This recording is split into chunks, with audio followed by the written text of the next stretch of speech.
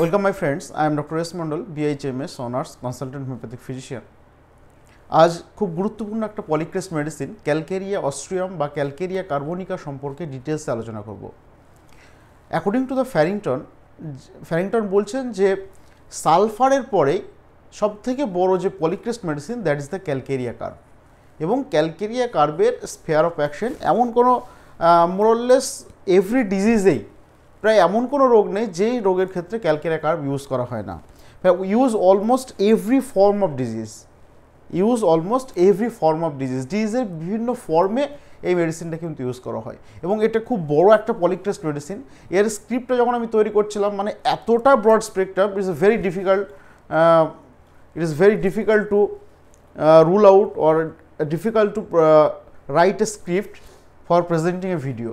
একটা ভিডিও তৈরি করার জন্য এত বড় একটা পলিক্রেস্ট মেডিসিন সেটাকে একটা স্ক্রিপ্টের মাধ্যমে আনা ইজ যথেষ্ট ডিফিকাল্ট, মানে কোনটাকে বাদ দেওয়া যাবে আর কোনটাকে নেওয়া যাবে ঠিক এরকম একটা কনফিউশন। তো ক্যালকেরিয়া কার্বনিকা বা ক্যালকেরিয়া অস্ট্রিয়াম কী থেকে প্রিপেয়ার হয় এটা আমরা জানি, the middle layer of the oyster shell. এটা middle layer of the oyster shell বা যেটা শামুকের যে শামুকের মাঝখানে যে থলথলে লেয়ারটা থাকে অয়েস্টার সেলের সেখান থেকে এটা প্রিপেয়ার হয় এবং এর বেসিক কম্পোজিশন হচ্ছে কার্বনেট অফ লাইম, যেটা বলা হচ্ছে the carbonate of lime. But শুধুমাত্র কার্বনেট অফ লাইমও কিন্তু থাকে না, অনেকে বলছে, এটা ফ্যারিংটন সাহেব বলছেন যে শুধুমাত্র কার্বনেট অফ লাইম থাকে না, middle layer of the oyster সেলের কার্বনেট অফ লাইম যেমন থাকে এর সঙ্গে সঙ্গে থাকে some phosphate of lime and some organic matter from the body of the oyster shell. Body of the oyster shell বা শামুকের কিছু অর্গানিক ম্যাটার থাকে, তার সঙ্গে ফসফেট অফ লাইম এবং তার সঙ্গে মূল যে কম্পোজিশন সেটা হচ্ছে ক্যালসিয়াম কার্বনেট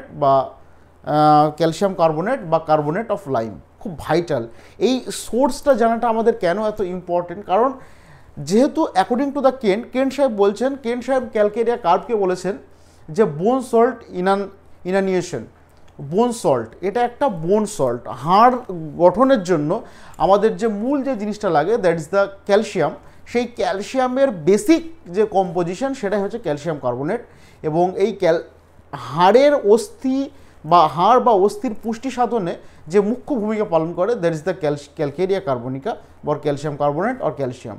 তো তার জন্য এই মেডিসিনটাকে কেন্ট সাহেব বলছেন যে বোন সল্ট ইনানিয়েশন এবং খুব সুন্দরভাবে উনি জাস্ট ওনার ম্যাথমেটিক্যাল স্টার্ট করার আগে এই কথাটা দিয়ে স্টার্ট করেছেন।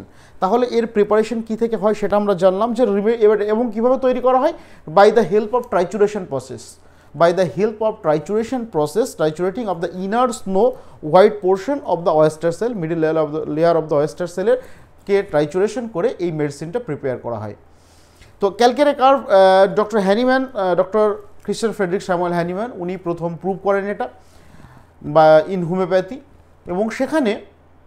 এবং আরেকটা জিনিস এখানে বলা প্রয়োজন যে অনেক আগে ভারতীয় আর্যদের ভিতরে একটা প্রচলন ছিল এই শামুকের, যে বাচ্চাদেরকে তারা এই শামুকে ইভেন এখনও গ্রাম বাংলায় প্রচলিত আছে শামুক বা ঝিনুকে করে কিন্তু তাদেরকে দুধ বা যে খাবারটা সেগুলো কিন্তু খাওয়ানো হতো।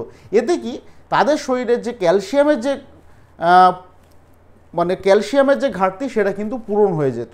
এখন বিভিন্ন ট্যাবলেট ফর্মে ক্যালসিয়াম পাওয়া যায়, ভিটামিন D3 ট্যাবলেট বাচ্চাদেরকে খাওয়ানো হচ্ছে, কিন্তু অনেক দিন আগে পর্যন্ত তো এইগুলো ছিল না, তখন তাদেরকে কিন্তু এইরকমভাবে ক্যালসিয়ামের সাপ্লিমেন্ট দেওয়া হতো। যদিও গ্রামের মানুষ তারা এতটা বুঝতো না বা জানতো না তার এক্সপ্লেনেশন কী, কিন্তু তারা ইউজ করতো। তো এটা একটা আমাদের যে ডকট্রিন অফ সিগনেচার সেখান থেকে ওটা আমরা ধরতে পারি। তো আশা করছি ক্যালকেরিয়া কার্বনিকার যে বেসিক ইন্ট্রোডাকশন সেটা আমি দেওয়ার চেষ্টা করলাম। আমি প্রথম টোটাল এই মেডিসিনটা আমি 4টে পার্টে ডিসকাশন করব। সেখানে নাম্বার 1 যে পার্ট যেটা চলছে সেটাতে আমি ইন্ট্রোডাকশন এবং তার কিছু বেসিক কিনোট, তার সঙ্গে স্ফিয়ার অফ অ্যাকশন এবং অ্যাগ্রাভেশন অ্যামিলোরেশন এটা নিয়ে আলোচনা করব। সেকেন্ড পার্টে আমি মেন্টাল সিমটম ফিজিক্যাল জেনারেল এবং থার্ড পার্টে আমি মেন্টাল সিমটম এবং ফোর্থ পার্টে পার্টিকুলার সিমটম নিয়ে পুরো ডিটেলস আলোচনা করব।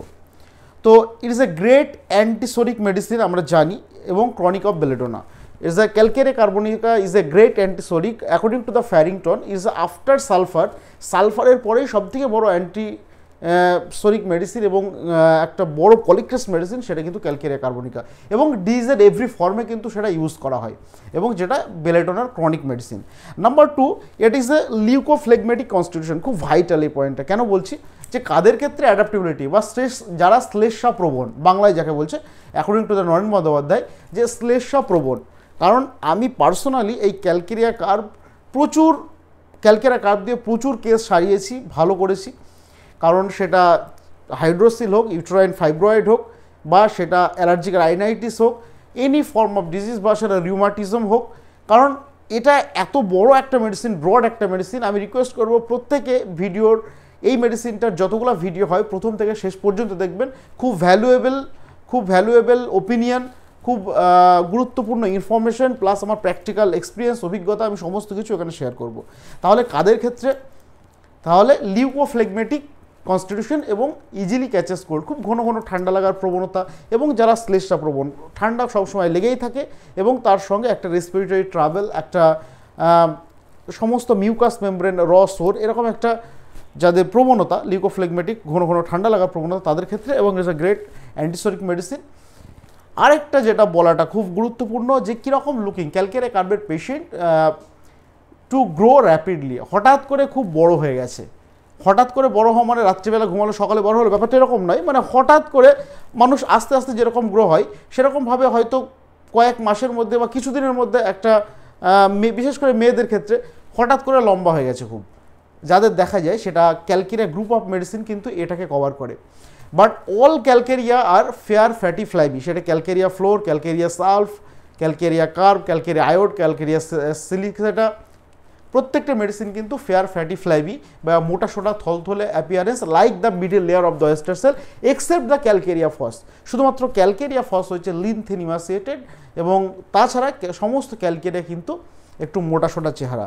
তাহলে এই রকম একটা, এবং শরীরের সমস্ত ফ্যাট বা চর্বি যেগুলো আছে, সেই চর্বিগুলো ডিসপ্রপোর্শনেটলি অ্যামাউন্ট অফ ফ্যাট, সেগুলো কিন্তু আনওয়াইডলি ডিস্ট্রিবিউটেড। খুব ভাইটাল এটা। এই জন্যই ক্যালকেরিয়া কার্ভ কিন্তু লাইপোমার is a very good medicine. এবং অ্যালেন সাহেব তার প্রথমের দিকে, এবং হেনিগাইটিক সিমটম আমরা খুললেই ইন্ট্রোডাকশনে আমরা দেখতে পাবো, আমরা দেখতে পাবো যে শরীরের সমস্ত চর্বি বা ফ্যাটগুলা আমার একটা নর্মাল মানুষের ক্ষেত্রে যেরকম ওয়াইডলি ডিস্ট্রিবিউটেড হয়, মানে যেখানে যতটুকু প্রয়োজন সেখানে ততটুকু ফ্যাট থাকে, চর্বি থাকে, ঠিক। কিন্তু ক্যালকেরিয়া কার্ভের পেশেন্টের ক্ষেত্রে দেখা যায় যে চর্বিগুলো ঠিকঠাকভাবে বডি ডিস্ট্রিবিউট করতে পারে না। ঠিক গলার ওপরে যেমন বাফেলো হাম, ঠিক মোষের যেরকম কাঁধ থাকে, অনেকটা ওরকম টাইপের কাঁধ তৈরি হওয়া, পেটে প্রচুর পরিমাণে চর্বি জমা, এরকমভাবে শরীরের বিভিন্ন জায়গায় চর্বির ডিপোজিশন হয়ে অনেক সময় লাইপোমা লাইক প্রবলেম কিন্তু তৈরি করে। তো এইরকম একটা পেশেন্টের অ্যাপিয়ারেন্স, এইরকম একটা প্রবলেম যদি থাকে। এবং আরেকটা কথা যেটা বলাটা খুব গুরুত্বপূর্ণ, খুব ভাইটাল, সেটা হচ্ছে যে ডিফেক্টিভ অ্যাসিমিলেশন এবং ইমপারফেক্ট অসিফিকেশন। এইটা বলে আমি স্পেয়ার অফ অ্যাকশন এতে চলে যাব, এবং আমি যখন জেনারেলিটি সিমটম বলবো পুরো ডিটেলস এগুলো নিয়ে আলোচনা করব। কি বললাম? ইমপারফেক্ট অ্যাসিমিলেশন, খাবার দাবার যে হজম হবে, অ্যাসিমিলেট করবে, বা পাচন ক্রিয়া বা পরিপাকতন্ত্র যে প্রপার কাজ করবে, সেটা কিন্তু এখানে হয় না। তার মানে খাবার দাবার কি খাচ্ছে না তা নয়, খাবার যে খাচ্ছে তার কোয়ালিটি কি খারাপ তাও নয়। লাইক সাইলেশিয়া, খাবার পরিমাণ মতোই খাচ্ছে, বা খাবারের যে কোয়ালিটি সেটাও ঠিক আছে, কিন্তু শরীর অ্যাসিমিলেট করতে পারছে না, হজম করতে পারছে না। এবং তার সঙ্গে বোনসের যে বা হাড়ের যে অসিফিকেশন হয়, হাড়ের যে মানে পূর্ণতা প্রাপ্তি হয়, হাড়গুলো শক্ত হয়, সেই জিনিসটাই কিন্তু হচ্ছে না। তাহলে এই রকম টাইপের প্রবলেমের জন্য বা এইরকম টাইপের হিস্ট্রি আমরা যাদের ক্ষেত্রে পাবো, সেখানে অবশ্যই calcarea curve one and only medicine. তো এবং তার সঙ্গে যাদের স্কফিউলাস একটা টেন্ডেন্সি আছে, স্কফিউলাস টেন্ডেন্সি, খুব ঘন ঘন ঠান্ডা লাগার যেমন প্রবণতা, সেরকমভাবে সমস্ত শরীরের গ্ল্যান্ড ফুলে যাওয়ার একটা প্রবণতা।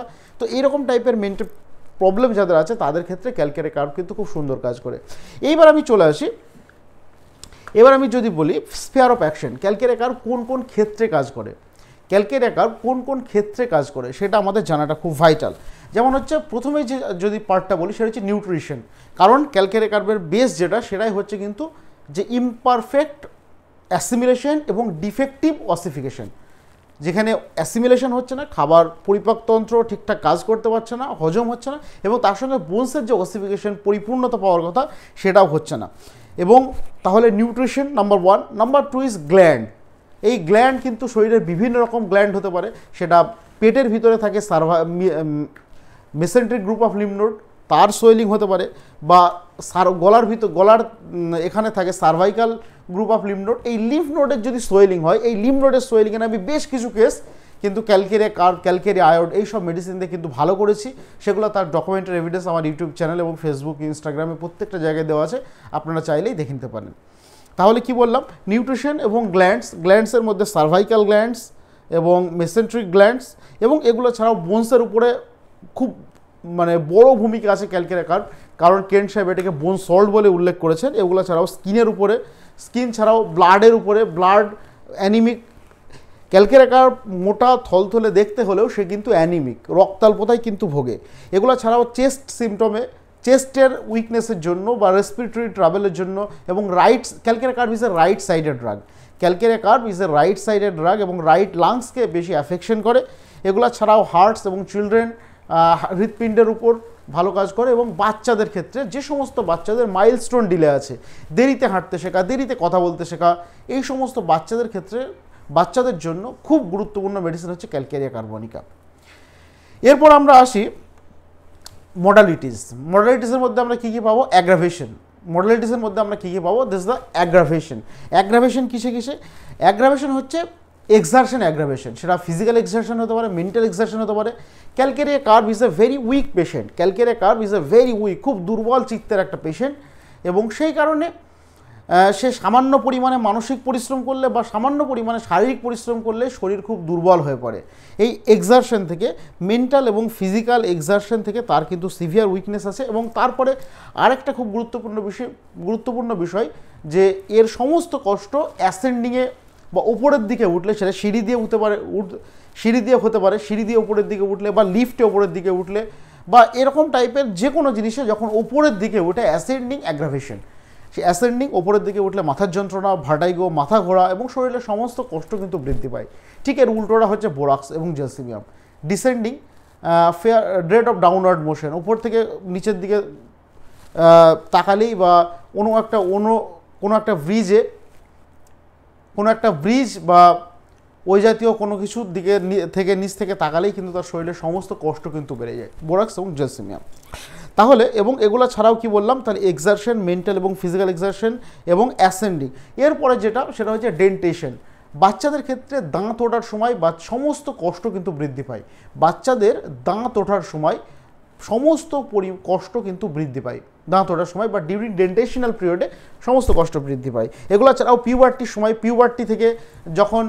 পিউবার্টি আসে, বা কৈশোর থেকে যখন যৌবনে পদার্পণ করে, সেই টাইমটাতে যত রকমের কমপ্লেন, সেটা মেনস্ট্রুয়াল কমপ্লেন হতে পারে বা অন্যান্য কমপ্লেনের জন্যও কিন্তু ক্যালকেরিয়া কার্ব এক এবং অদ্বিতীয় মেডিসিন। এছাড়াও মিল্ক বা দুধ কিন্তু একদম সহ্য হয় না, দুধ খেলেই সমস্ত কষ্ট বৃদ্ধি পায়।